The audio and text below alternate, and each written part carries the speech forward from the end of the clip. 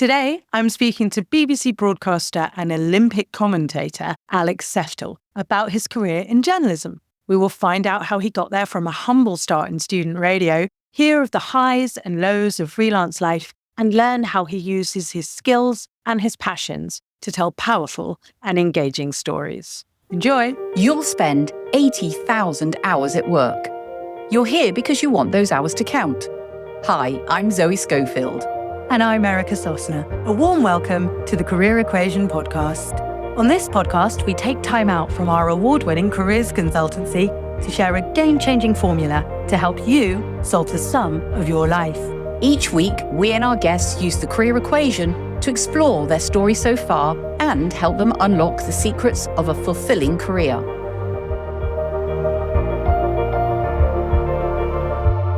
I know you were at BBC Shropshire when you started, and then you started freelancing at quite an early age, which I think is bold, interesting, stressful, and I'd love to hear a bit more about from you. And most recently, you're doing quite a lot around athletics. I've heard you commentating and even like politics, religion, all sorts of things going on. Well, for sure. I think that I wanted to get into sports just because I've been a sports fan, although that hasn't totally been my upbringing. My parents aren't interested in sport really that much. I felt that sport was a little bit more relaxed in terms of politics. You didn't have to constantly think about balancing between two sides. You can say more what you want. And so the last few years, yes, athletics has been a focus. It's just one of the sports that I happen to enjoy the most and one of the simpler sports. But I also keep a foot in the door of news and current affairs because also there's lots of variety in that. And that does include religion journalism. I'm not a hugely religious person, but it is part of my background. And I think many people feel, oh, I don't know anything about religion, but I'm sure they could if they needed to, similar to other categories of journalism. They're the two main things, but I also work across many sports companies, big and small. At the moment, one of the things I'm doing is the England Athletics podcast. So that's the governing body in England, and we tell people's personal stories, really, athletes' personal stories. So looking ahead to the Olympic Games is one example of that, and that's obviously possibly the most exciting story that it could be. Someone started off with a dream as a child and being able to fulfill it on the biggest stage of all. I think those stories never get tired. They're incredibly inspiring. They're always about the triumph over adversity. There's something about, of course, then seeing someone on the screen and the culmination of that that's really moving. So I'm sure it's going to be a really gripping and an exciting summer for you. So we'll dive some more into your career history, some of the skills and versatility you've had to acquire to do a great job in this space. But can we start with your conundrum? Like, what's the kind of question that's bubbling up for you around your career at the moment? I suppose naturally freelancing and enjoying maybe every day being different brings the question of, are you lacking something in respect of not specializing in a particular area? The standard sort of jack of all trades, master of none. Are you losing out development? Then at the same time, lots of people are doing one thing and they might feel bored or they might have various other negatives in that situation. And then the question, can I progress whilst continuing to have that breadth? Is that possible? Yeah, I'd say so, yeah. Okay. Well, let's dive into the process and see what it can unravel for you. I'll tell you briefly a little bit about the career equation, which is the formula we're going to work with. So I developed this method basically because I found that people didn't really have a mode for confidently making decisions around their career. And that this was surprising because actually we spend quite a lot of time at work. So you'd think we would have had some better operating systems around it. But broadly speaking, I found that over talking to hundreds of people all over the world, there were basically like 4 categories of concern or interest around careers. The first is, am I playing to my skills and strengths? What are they? And am I using the ones I want to be using at work? And how do I amplify those and let people know about those and get better and better at those? So that's part one, fairly straightforward criteria. The second is then, am I applying my skills to an area of something that gives me pleasure? So applying the skills, a passion. So a subject that you enjoy, athletics, or a way of doing and being, storytelling. And then the third component is that you apply those two things to get a result that matters to you. Something that is a metric that you feel proud of and you keep score. And it's easy for us to assume that the only way people keep score in work is how much money am I making? How prestigious am I? But actually, it tends to be much more wide-ranging. It's an and to those things. So getting underneath the skin of that can be really useful. And then the last bit of the equation says you can have all of those things. You can be doing work that plays to your strength, that you really enjoy, that has a result that you care about. But if the environment sucks, if the environment stops you being successful, it can impede all of the right fit. So how do we get clear about the environment that supports you to do your best work? And then how do you cater to that as much as possible in terms of the work that you choose and the way that you choose to work? So we're going to be diving into 4 key moments from your career that allow us to get an insight into all of those 4 components in a personalized way for you. And on the back of that, to see what that generates in response to your question. Yeah, I think I'd shown interest in journalism, but initially I thought I'd probably end up being a teacher. So I did a history degree, and it was during that time where I saw that other people were getting into student media. But initially I was a little bit hesitant because I thought, oh, am I going to be good at this? What kind of commitment is it going to require? And the general social anxiety around being involved in a whole group of new people, which puts a lot of people off joining all kinds of groups. But when I got into it, actually, people were very friendly. Naturally, we had the same interest in the case of sport, for example. And yeah, just the hands-on approach, chance to commentate on something, doesn't need to be at a hugely high level, doesn't need to have any experience whatsoever. The chance to write an article that gets published in a newspaper, doesn't matter how many people read it, realistically, and the chance to do a bit of TV. And all of these things, I was very much a rookie, edited things in a way that was absolutely bizarre that you wouldn't listen back to. Ideally, you don't have to edit something. But I was literally cutting off the ends of each word, playing it down a little bit. And yeah, there was obviously some work that people said, oh, that's really good. You need to keep hold of that if you want a career in this.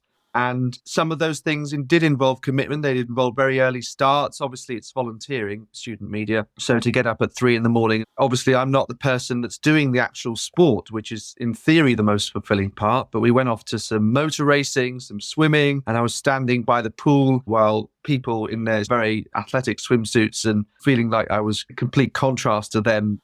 It sounds fascinating and like it got you really thrown into the world of media. And my sense when I hear you talk about it is this kind of rapid learning curve, logistics of getting to the right place, asking the right questions, keeping to time on things. And I'm curious to know which things, range of skills in broadcasting, did you then start to realize you had a kind of natural aptitude for? And which things were like, I had to learn that. And even still now, I'm never going to be brilliant, but I have to be seriously competent in order to do my job. Can you filter out what came naturally first, perhaps? Yeah, it's hard because I think these days journalists are often expected to have every possible skill in a sort of multimedia sense, social media, digital, TV, radio, writing, and everything. I would probably say that I find what comes more naturally is maybe just the oral sense, the sort of speaking sense, being able to say what you see, able to project one's voice in a way that isn't quiet as a mouse. When some people maybe get up to make a speech, they're not able to project their voice and be heard by everyone. But that's quite a simple skill, really. And for some people, maybe it's a shyness, isn't it, when it comes to public speaking that eventually happens. What is perhaps comes less natural to me maybe is writing, from the point of view that when you do work in radio, as I do, you actually want to do the complete opposite to writing in an essay. In radio, you're almost dumbing it down sometimes with the news. It's actually the news that you hear on Radio 1. You will never hear complicated stories or words. It's like people are taking their mobile phones back because they're not working. So I find that writing comes a little bit more difficult, partly because I've worked in radio where language is just taught to be simpler. Yeah, I mean, that's very interesting how you describe the conciseness of an oral headline versus a written one and the detail you might go into, and also the way in which you engage with that media and almost how you expect it to land and the detail you expect it to go into. I wanted to go back to your thoughts about history as well, because I wondered to what extent I studied history too. That's very much about the kind of the narrative, the fact investigating, the alternate points of view. Did you find that that was quite a complementary degree for the skill sets for journalism? Definitely complementary. And this is one of the things when people say, well, if you've got a history degree, what are you going to do with it? And you could replace history with many other degrees, I'm sure, psychology perhaps. And so you get this sort of almost taunting, what are you going to do with it? But yes, history, as you touched on there, you try and read thoroughly and then you produce a concise report. That's generally the case with journalism. And yeah, you're trying to reflect different points of view as well. So I'd say very complementary. That's why I think it's better to do a classic degree and something that you enjoyed studying at school rather than something too focused. I did a master's in journalism, which was like a 6-month crash course almost in all of these different skills. And they actually said that any degree can come forward and do this master's in journalism. That's why sometimes it seems like the advice is that doing an undergraduate degree that's very specific isn't always the right move. Yeah, and it's such a tricky decision-making time and period because you don't always know what you need and you can look back with hindsight. But I think it's quite interesting to just know that history's kept my options open. And perhaps that's something we might pick up on in relation to your question as we move on. If you're undecided or thinking of changing a role, try not to worry too much about being tied to the role that you imagine you're obliged to take because of what you've learned through formal education. I know plenty of people with legal training who didn't go into law, or accountants who moved into creative roles. You can now add to your education through short online courses and qualifications like Agile, or take a further, more specific course. I think Alex's advice to study what you enjoy is good advice, although these days, university education is just one of the many ways to pursue your interests. Apprenticeships, internships, job shadowing can also be great ways to learn on the job and to make an informed choice. I wanted you now to tell me another story about a time where you really thought, I love what I do. I can't believe I get to do this on a daily basis. Can you share a moment, a snapshot in time for us on that? A tiny bit of background to it. So obviously from student media, then I get paid opportunities and those paid opportunities go well. I don't mess them up. And then I get an international opportunity a couple of years later, which was to go to an athletics championships, the European under-20 and under-23 championships, which were both happening in Sweden. This time 5 years ago.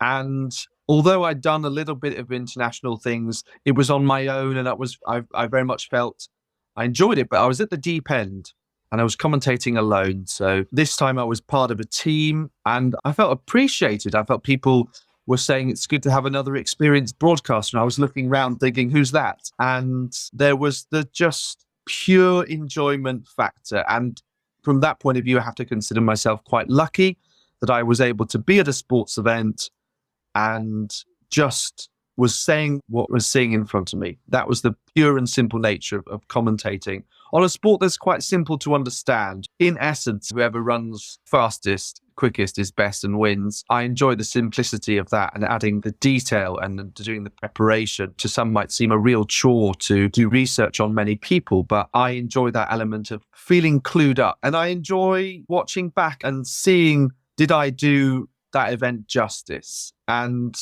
on this occasion, I just felt that I did. And I remember there was a kind of after party with the athletes and they were just serving lemonade and popcorn because it was under 23 athletes. But I just remember having some lemonade and popcorn and I just thought, I really feel happy in this moment. There was a culmination of a lot of hard work and not being able to make certain things because I was committed to working on weekends, because it seems quite a harsh word, but certainly a lot of commitment that was needed to that point, especially given that I had been in full-time work Monday to Friday as well. Yeah, there's a huge buzz to be had about doing your research, showing up on time, being in the moment, seeing the thing happen, doing some great commentating, feeling the real buzz out the other side. And there's an awful lot of pre-work involved to be able to do that, and time commitments. You've got to physically be somewhere to be alongside commentating. I mean, maybe not so much now, but I imagine that it's still more fun to go to the space and place that the thing is taking place. So you've got all of that and the setup, as well as your actual job. Your commute could be quite extensive. What about when it matters? Like, what are the things that you measure? Of course, because if it's a sporting event, some people, they might turn the sound off anyway. But there are times when you certainly are. And those are often the times when people are saying on Twitter or on X, why isn't the media covering this? And it's probably because the media are, but they just haven't seen it. They missed a television broadcast, or they didn't buy the newspaper that day, or they haven't done a thorough search. And so stories that are in the public interest, as we often say in journalism, things that people ought to know about. And I've done a lot of court reporting at times where the detail is quite harrowing and it's been quite difficult to put that to one side. But then, of course, we have this natural curiosity that many of us have, and many of us sort of channel through watching documentaries on Netflix to actually find, why did this person do this terrible thing? So that's been the case with some murder trials, torture trials as well. It raises a lot of questions, doesn't it? The community wants to know, why did this happen in the area where we live? How can we stop it happening again? The latter point was most relevant with something in Shropshire that was the maternity scandal or maternity crisis. Yes, I remember that. Big story. Exactly. And you don't hear that often Shropshire making national headlines. And obviously it's not nice circumstances on this occasion. But yes, a number of parents coming forward because of concerns they had about the care of their children. And do I want to be encouraging parents to come forward and be on the radio or be on TV? Well, in theory, not, because I want to allow them to grieve and to do what is necessary for them. Sometimes journalists work well with individuals is when they have their story and they would like to tell it. And in a couple of situations here, parents became campaigners as a result. They realized that there are merits to being in the public eye in this situation. And eventually they campaigned for a national inquiry, which to some extent was seminal. But this was the thing. It was about questioning the care that had taken place. And there were many balances to be found here. I suppose balance in terms of what I just said, the duty of care towards the parents, but also allowing them to tell their story.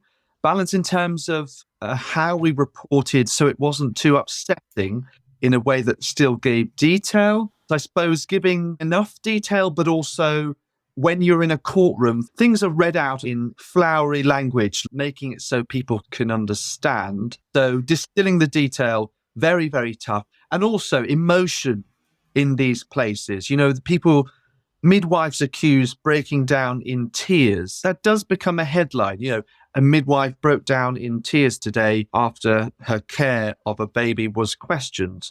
That's something that's naturally, you're taking someone's emotion and you're making it into a headline. Lots of sensitivities to be aware of, really. But I felt that it mattered because it was something that people wanted to know about in a fair way, an accurate way that did justice to everyone involved. The accountability in environments where you are potentially like whistleblowing or breaking, helping awareness to get behind a change around something that has to be, and how immediately accessible that message has to be in order for you to get that result and to get a result that you feel good about. Because certainly journalists can get a hard time about missing the mark sometimes. Last piece of the puzzle in the equation, we talk about this thing about environment that doesn't really support you to be at your best, can really damage your confidence. So for our final moment, I'd like to hear a story about when the environment did not align with the nature of an Alex Seftel, took from that, you know, both negative and positive. Yeah, because it can affect your confidence when you feel like things have been going well and suddenly you're put in maybe a promotional situation and actually you find yourself doing things that you're not suited for. Having done well in commentary, was asked to do a number of different technical roles, almost being like an engineer, a publicist, being responsible for all content across website and social media. So really feeling like I was probably doing the jobs of multiple people, but I felt it was quite important to still work for a production company in this case, because I think it's very necessary to have a variety of experience at a big and small company, not just a corporation like the BBC, because people always value when you come in with different types of experience. But when I suppose you're doing something that isn't your main skill, let's say you are someone who is used to public speaking and you're entering data into Microsoft Excel, and sometimes you feel as though if it's not your skill, you have to keep asking questions. But you don't want to feel like you're being spoon-fed. And that also is a very difficult balance, making sure you're getting it right, but not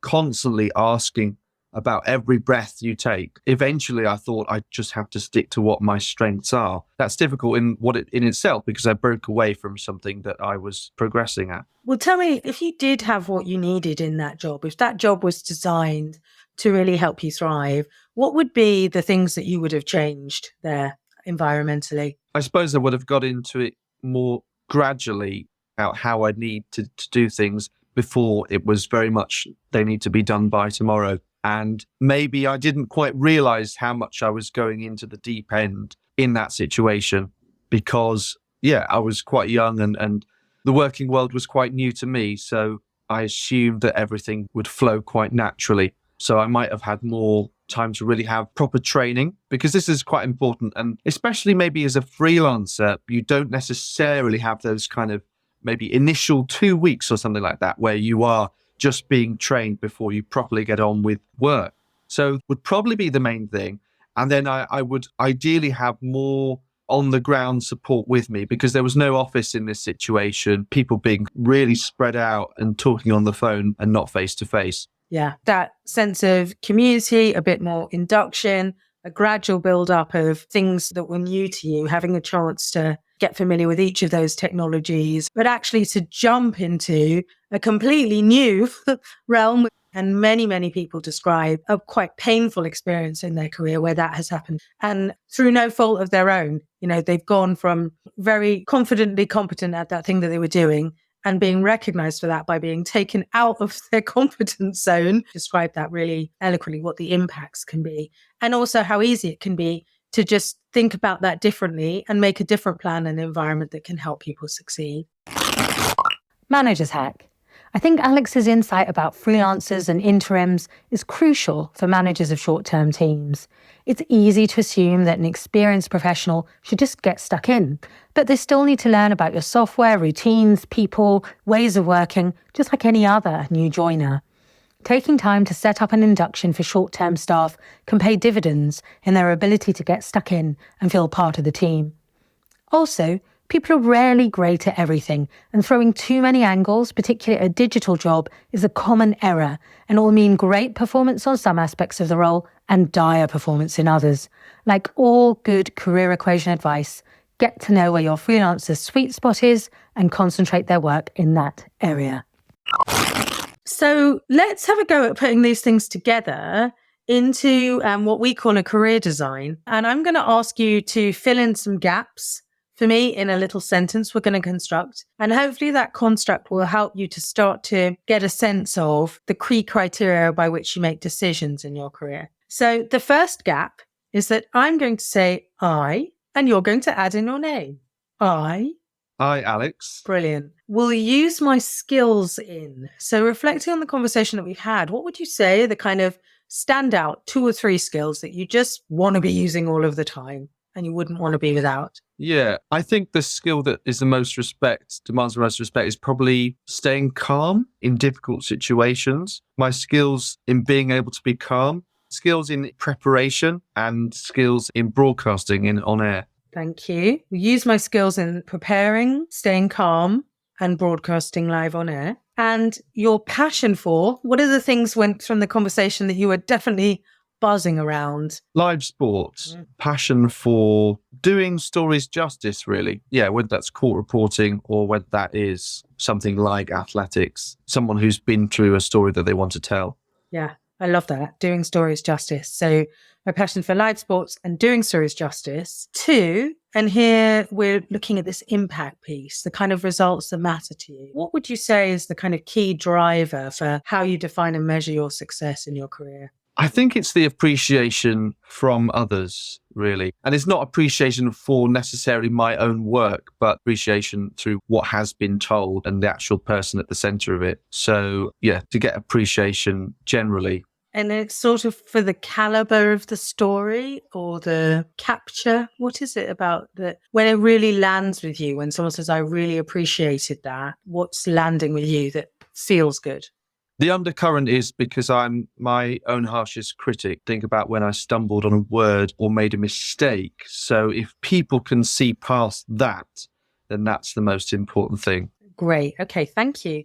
And environmentally, what do you now know? I mean, you've worked in so many environments, had so many different experiences. If you were to kind of set out the key components of the environments in which you really thrive and do your best, what would you be on there? A great team of people. First of all, it's something that we almost forgot about. Being in a room full of people who actually, when you enter the room, we had it at Radio Shropshire. People used to actually just stand up and give a round of applause. They'd be like, you won't get this everywhere. That's so nice. You certainly don't get that everywhere. That was just a group of eccentric people as well, is sometimes something that allows your personality to thrive. And especially not only because during COVID, we weren't face to face, but also I feel like I lost a bit of personality during that time. I had long COVID as well, which made my energy lacking. And to some extent, my energy to do things is still lacking. So just that ability to rediscover some of that energy and make you feel a little bit at home in, sometimes I would maybe try and make up for that by wearing like brightly colored shirts just to provide personality to the room. And another as well is using your skills in a way that you feel is fulfilling. I don't like to be sitting around waiting until a story comes in, but sometimes that's the case because you don't want to deploy staff to something that might end up not being important. Great. So I'm going to play this back to you and see how this lands. I, Alex, will use my skills in staying calm, in preparation, and in live broadcasting, and my passion for both live sport and doing stories justice to be appreciated and recognized for my work. An environment that has a great, fairly eccentric, energizing team where I can feel at home, purpose-led, and where the work is fulfilling, and the occasional round of applause works best for me.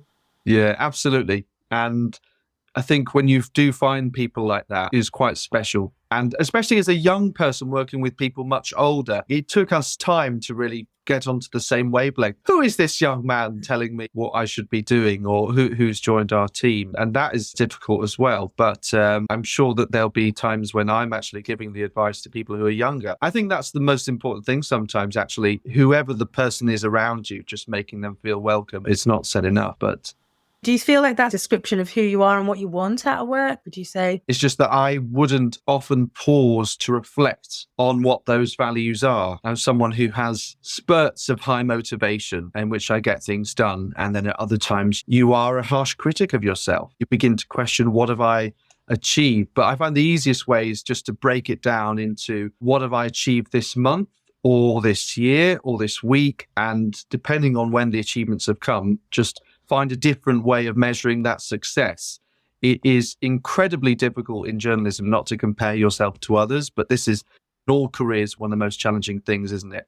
Especially when you suffer from imposter syndrome and you can't see within yourself the strengths. And in journalism, we have a knack of a tendency to constantly say where we are and what we're doing.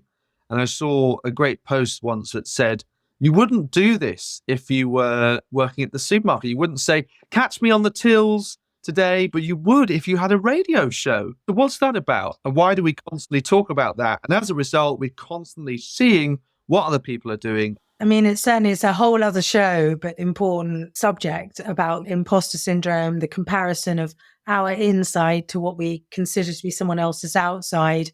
And that comparison really is the thief of joy. It's a very dangerous thing to do in terms of keeping score in our career. But as we wind up now, I want to ask you whether this insight about the core components of what drives a fulfilling career for you have helped you to clarify your question about variety versus specificity. What do you now hear and understand about what causes you to thrive in your career? What advice might you now give yourself about making a choice about focus versus a breadth of subject areas? Yeah, I think it means that I understand where my strengths lie and what I enjoy doing the most. And to be trying to do that all the time is ideal. Actually, if your ideal looks one way and your reality isn't too far from that, then you are winning. And I learned from talking to people around me that their job satisfaction can often be quite low. So if mine is a little bit higher on the spectrum, then I have to consider myself fortunate if I am fairly close to that ideal. Here's my coaching reflection on it, which is that what I hear is that one of your key skills and attributes is your versatility. It's the ability to take your research, to take your thoughtfulness, to take your calmness and your preparation and apply it to any subject area in a way that does justice to the story, has integrity for the participants in that story, and allows the other person to really receive and understand that story. And maybe that is your focus and your theme. Maybe the way in which you do is the consistent, that's your brand. Actually, the subject area is almost less important, but what you become known for is the integrity with which you tell the story. It's really interesting, yeah, because it's almost like we have a linear way of defining everything. We have to categorize ourselves, but there's a comparison really with athletics in that person, as I said, who runs fastest is the best. But what about if someone else finished last a year ago and they've now moved up to third place? Well, they're the person that's made the most improvement. And yeah, no, I always think we should have different ways of defining our success. Oh, well, I hope that this has taken away for you some confidence building about the amazing experience and expertise and storytelling skills that you've acquired, and that your part and the direction of travel is exciting and has, a bold and sparkly future. And if people want to hear more about you and your work, if they'd like to hire you to take on something for them, how can they find out about you, Alex? So Seftel on X or on Instagram, that is probably the main way to find me, because I've got a link to a portfolio in biography there. Finally, if you were speaking back to that teenager that took his first steps into student broadcasting and he got to see where you are now, what message would you want to give him? I think just to persist as you're doing, because it will end up getting somewhere. It often isn't too late, and you often don't need experience to be an expert in. Alex, has been a huge pleasure, and I think you've given us so much insight about the world of journalism. Thank you very much. Thank you for tuning in to today's episode of the Career Equation podcast. Stay connected with us on socials for more career insights, behind-the-scenes moments, and updates on upcoming episodes. And if you'd like to work with us, visit the Career Equation website or click the links in the show notes. Remember, the Career Equation isn't just a podcast, it's a journey towards unlocking your full potential, enjoying your life, and doing remarkable stuff. Until next time, keep solving those career equations and pursuing your path to success. And don't forget to share your thoughts and feedback with us. Your input shapes the future of our show. Until next time, keep solving those career equations and pursuing your path to success. This is Erica Sosa And Zoe Schofield. Signing off.